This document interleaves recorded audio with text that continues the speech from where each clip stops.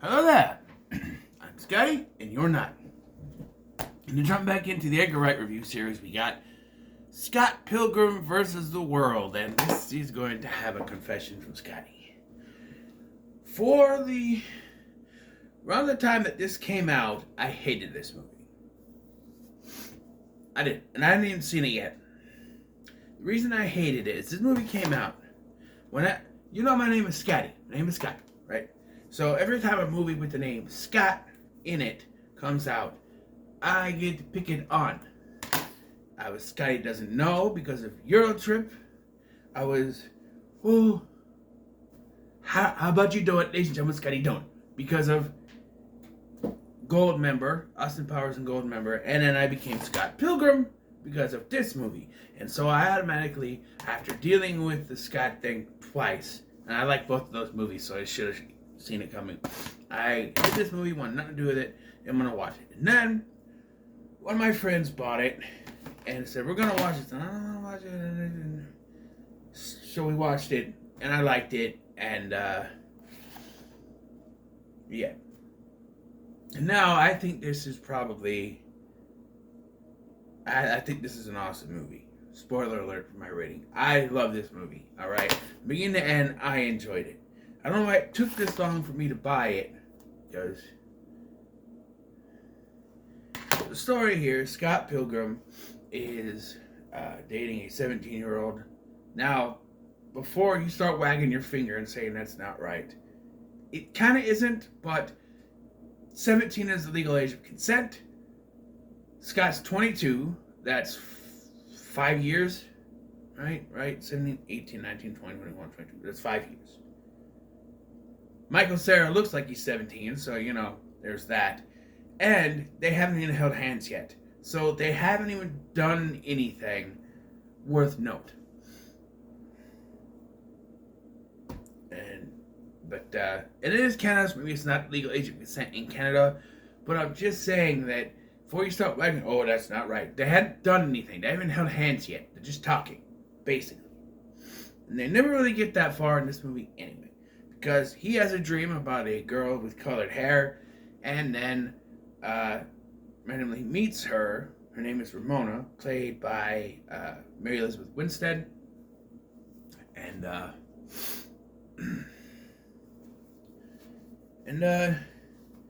so he decides to go after her. And I'm going to correct something right here that even the movie gets wrong, and it makes me mad. He is not cheating on both of them. He only cheats on Knives. It's not how it works.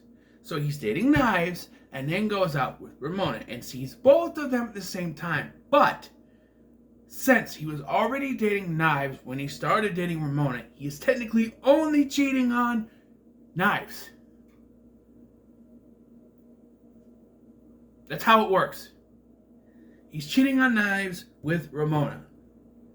Not cheating on both of them. And he says it twice in this movie. Because he admits it during the final fight, and then he dies, and he gets an extra life and comes back, and he has to redo the whole thing again, and he tells them again, he apologizes, and both times he says, "I cheated on both of you." No, you cheated on Knives with Ramona. It's not the same thing as cheating on both. If he was cheating on both of them, there would have to be another girl involved. Who wrote this? Did Edgar write this? Screenplay by Michael Bacall and Edgar Wright. I'm going to say it was Michael Bacall's fault.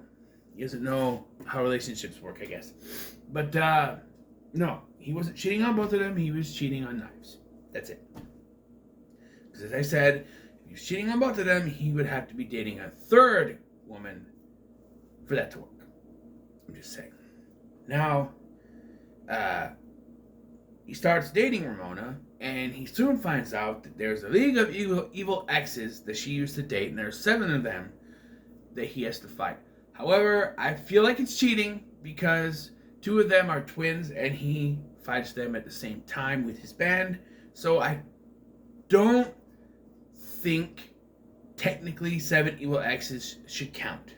I know technically there's 7 of them, but 7 implies 7 different battles. He only has 6 battles, so it's very I remember when I first watched this, I was kind of scratching my head on like the 7 evil exes, but he's got to fight 2 of them at the same time. Not only is that not fair, it doesn't make any sense with the narrative of 7 evil exes. Yes, there's 2 of them, so it makes 7 completely, but I don't know. I don't know.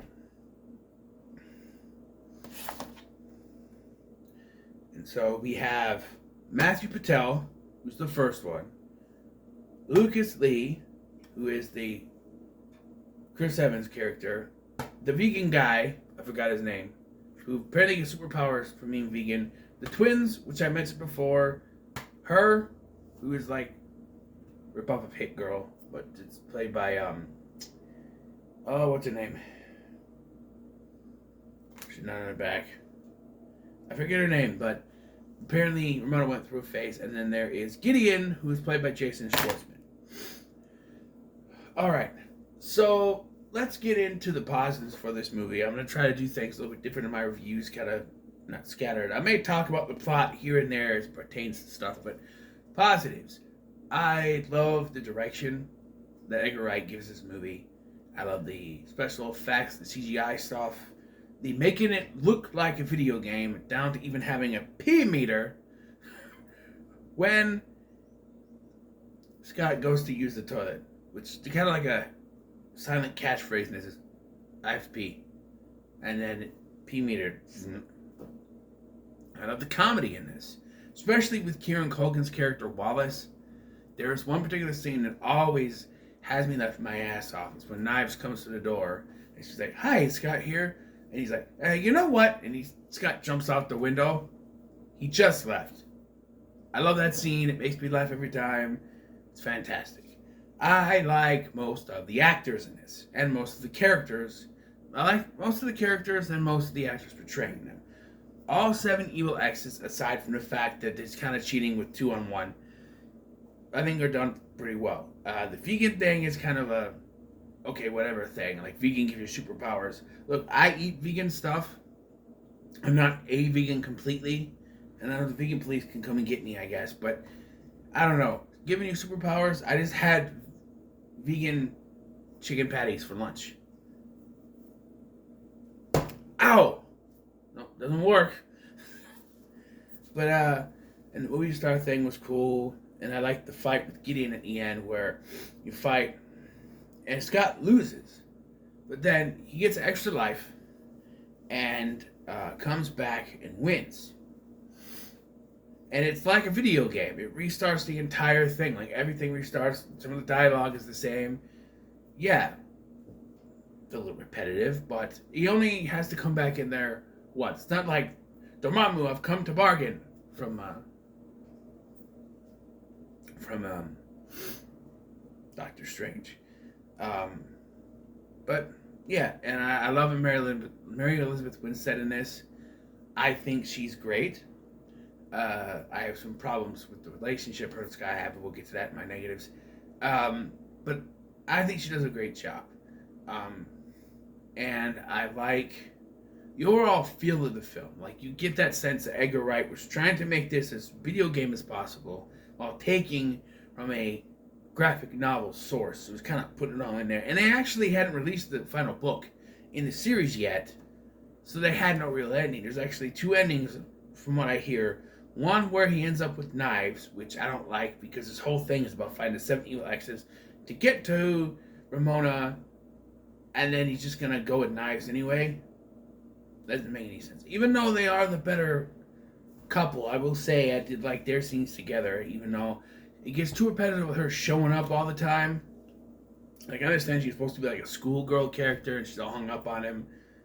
That we'll get to negatives because that doesn't make any sense to me. But, and then I also like baseball. No, I lost it. I lost it.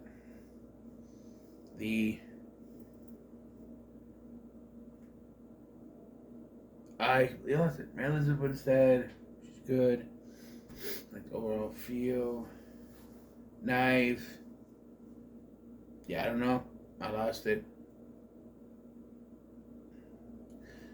Let's get to the mixed aspect, because there's one mixed thing I have, and it's Michael Cera. I've never been a big fan of him. And going in, I thought this was going to be my biggest negative because I hate Michael Cera. I think he tries too much. I think he plays the same character in every movie he's in, and that character is a dick. But in his defense, yes, I said that, Scott Pilgrim is supposed to be a dick. He is the most unlikable character in this movie, and I believe that's how it's supposed to come off because he's dating Knives, and she's 17, and they make a big deal about that. And then he meets Ramona and just sort of ditches her, but doesn't break up with her.